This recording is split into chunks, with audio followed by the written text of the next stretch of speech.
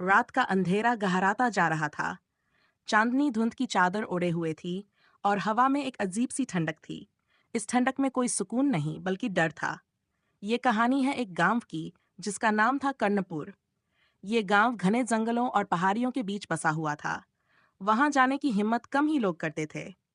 कर्णपुर को लोग शापित मानते थे। कहते हैं कि वहां कोई बुरी आत्मा रहती थी जिसे हर रात आधी रात के बाद महसूस किया जा सकता था। यह आत्मा न तो किसी से बदला लेने आई थी और न ही उसके पीछे कोई दुखद कहानी थी।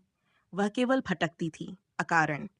लेकिन जहां वह जाती वहां मौत और तबाही का निशान छोड़ जाती। गांव के बुजुर्ग कहते थे कि कई साल पहले इस गांव में एक अजीब घटना हुई थी। गांव के एक हिस्से में एक छोटी सी चौपड़ी थी जो अब वीरान और खंडहर बन चुकी थी। उसी चौपड़ी में पहली बार उस बुरी आत्मा को देखा गया था। कुछ लोग कहते हैं कि वह आत्मा जंगल के गहरे हिस्से से आई थी। किसी ने उसे कभी देखा नहीं, पर उसकी आहट, उसकी ठंडी सांसें और वह अजीब सी सरसराहट जिसे सुनकर रोंगटे खड़े हो जाते थे, हर किसी ने महसूस की थी। एक दिन गांव में एक अजनबी आया। उसका नाम था नीरज। वह एक लेखक था और रहस्यमयी जगहों की कहानियां लिखता था। कर्णपुर के बारे में सुनकर वह वहां आया था। नीरज गांव के एकमात्र ढाबे पर रुका। वहां के मालिक रामदीन ने उसे गांव की कहानी सुनाई।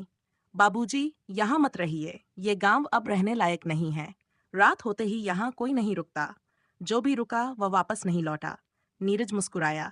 मैं डरता नहीं, मैं सिर्फ सच जानना चाहता हूँ। रामदीन ने उसे चेतावनी दी, लेकिन नीरज जिद पर अड़ा रहा। नीरज ने गांव के बीचों बीच एक पुरानी हवेली में रहने का फैसला किया। वह हवेली गांव के पुराने जमींदार की थी, जो वर्षों पहले रहस्यमय तरीके से मारा गया था। पहली रात हवेली के अंदर सब कुछ शांत था, लेकिन जैसे ही आधी रात का समय हुआ, नीरज को एक अजीब सी आवाज सुनाई दी। ये किसी के चलने की आवाज थी, जो धीरे धीरे उसकी तरफ आ रही थी। कौन है? नीरज ने आवाज लगाई। कोई जवाब नहीं आया, पर कदमों की आवाज बंद नहीं हुई। वह आवाज अब और करीब थी। नीरज ने टॉर्च जलाकर देखा, पर कुछ नहीं दिखा। तभी ठंडी हवा का एक झोंका आया और उसने टॉर्च बुझा दी। अंधेरे में नीरज ने महसूस किया कि कोई उसके करीब खड़ा है। उसे ऐसा लगा जैसे कोई उसे घूर रहा हो। अचानक उसने एक चीख सुनी। ये चीख इतनी भयानक थी कि उसकी रीढ़ की हड्डी तक सिहर गई। अगले दिन नीरज ने गांव वालों से आत्मा के बारे में और जानने की कोशिश की, पर कोई भी कुछ बताने को तैयार नहीं था। बाबूजी, आप यहाँ से चले जाइए। ये आत्मा न किसी से कुछ कहती है, न कुछ मांगती है। वह सिर्फ तबाही लाती है। नीरज को एहसास हुआ कि इस आत्मा के पीछे कोई भावनात्मक कहानी नहीं थी। वह आत्मा केवल एक रहस्यमय शक्ति थी जो किसी कारणवश इस जगह से बंधी हुई थी। उस रात नीरज ने फैसला किया कि वह चौपड़ी के पास जाएगा, जहां आत्मा को पहली बार देखा गया था। चौपड़ी जंगल के किनारे पर थी। जैसे ही वह वहां पहुंचा, उसे लगा जैसे समय ठहर गया हो। चौपड़ी के अंदर घुसते ही उसने देखा कि दीवारों पर अजीब अजीब निशान बने हुए थे। वहां की मिट्टी पर किसी के नाखूनों के निशान थे, जैसे किसी ने वहां से भागने की कोशिश की हो।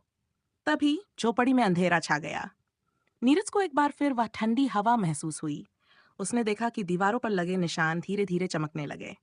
तुम कौन हो? नीरज ने साहस जुटाकर पूछा। जवाब में एक अजीब सी आवाज गूंजी, जो न तो इंसानी थी और न ही जानवर की। यह मेरी जगह है, तुम यहां से चले जाओ। आवाज इतनी भयानक थी कि नीरज का दिल तेजी से धड़कने लगा। वह भागने ही वाला था कि उसने अपनी आंखों के सामने एक धुंधला सा साया देखा। झोपड़ी से निकलते ही नीरज ने महसूस किया कि वह आत्मा अब उसे छोड़ने वाली नहीं थी। वह हर जगह उसका पीछा कर रही थी। हवेली में लौटने पर उसने पाया कि दरवाजे अपने आप खुल और बंद हो रहे थे। खिड़कियां जोर जोर से बज रही थीं। रात भर नीरज ने आत्मा की मौजूदगी को महसूस किया। हर बार जब वह सोने की कोशिश करता, उसे किसी के हंसने की आवाज सुनाई देती। अंत में नीरज को एहसास हुआ कि वह आत्मा गांव से जुड़ी हुई थी। जब तक गांव रहेगा, वह आत्मा भी रहेगी। गांव वाले जानते थे कि आत्मा से छुटकारा पाने का एक ही तरीका था, गांव को छोड़ देना। नीरज ने अपनी कहानी पूरी की और कर्णपुर छोड़ दिया। गांव अब पूरी तरह वीरान हो चुका है। वह आत्मा अब भी वहां भटक रही है, बिना किसी कारण के, सिर्फ एक भयानक रहस्य बनकर।